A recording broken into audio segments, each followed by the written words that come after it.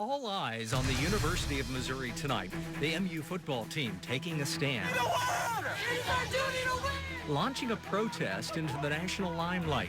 Right now, team coverage from the players' response to the president's statement and what this could mean for Mizzou if the team does not play Saturday. KOMU 8 News at 10 starts now.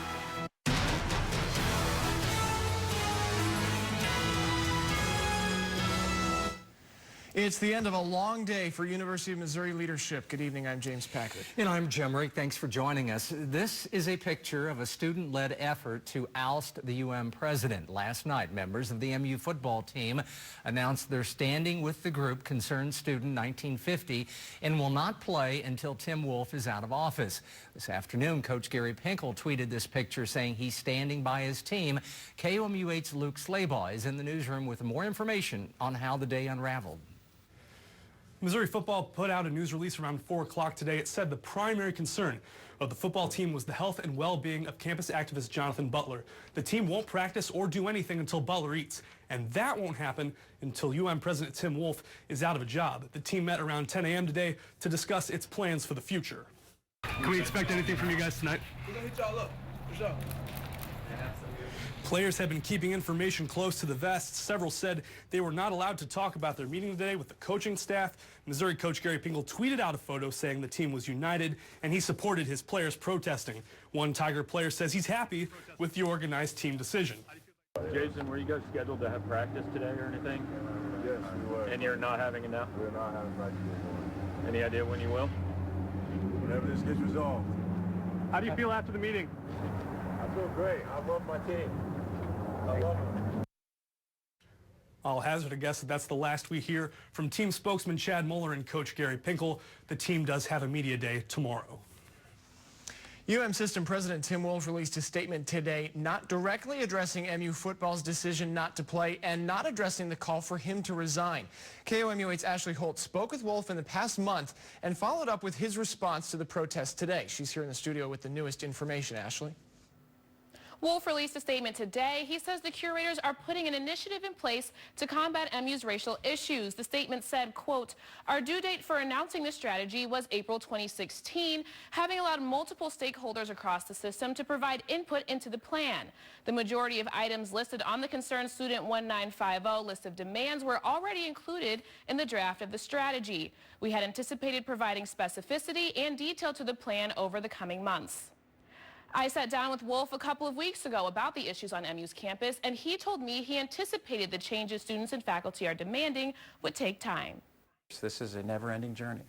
It's not one and done. It's not you send out an email and everything's hunky-dory. That doesn't work that way. It's about continuously investing and continuously improving is what we need to do.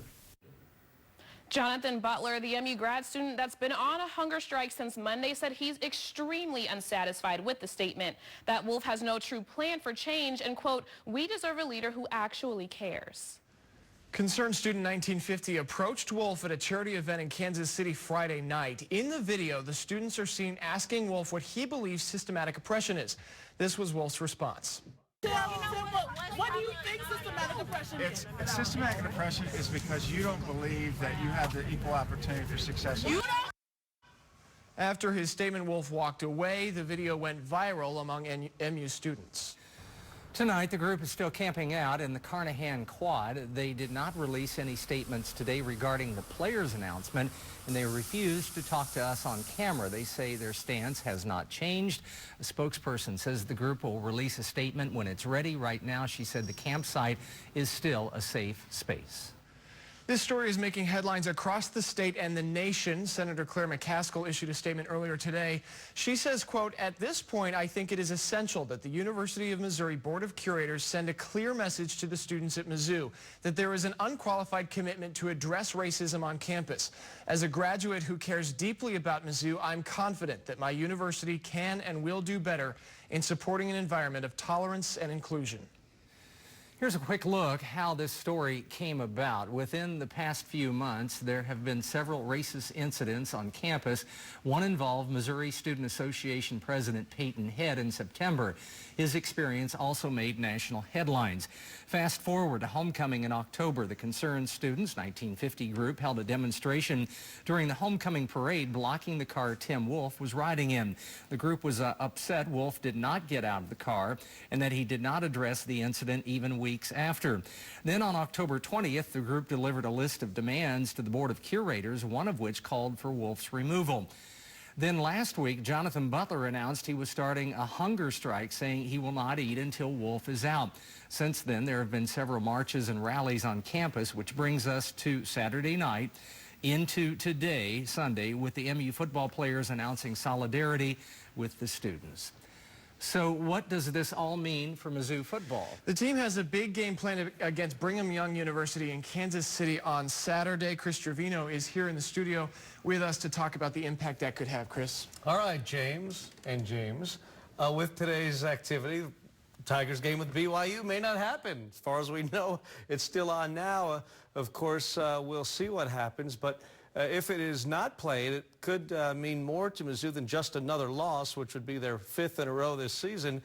It might mean the loss of $1 million. If you look at the contract and Mizzou forfeits the game with BYU, would have to pay $1 million for canceling, unless the teams mutually agree to cancel the game. With 4 losses in a row and their current 4-5 record, the Tigers are still 2 wins away from becoming bowl eligible. They have just 3 games left in the regular season. So again, if the team does not play Saturday, could be a loss, could be no decision, won't be a win, and they would have to win their final 2 against Tennessee and Arkansas, 2 teams that have winning records. Missouri certainly would be underdogs in all 3 of these games if they're even played. Right. Chris, thank you very much. Okay, guys. The UM Board of Curators is scheduled to meet tomorrow morning at 10 a.m. Also, grad students are planning a walkout sometime tomorrow in a show of solidarity with Concerned Student 1950. Stay with KOMU 8 News, our Facebook and Twitter accounts, and of course, KOMU.com for updates. On a positive note, if you noticed, it was a beautiful day out there today. Kenton is here with a first check of the forecast.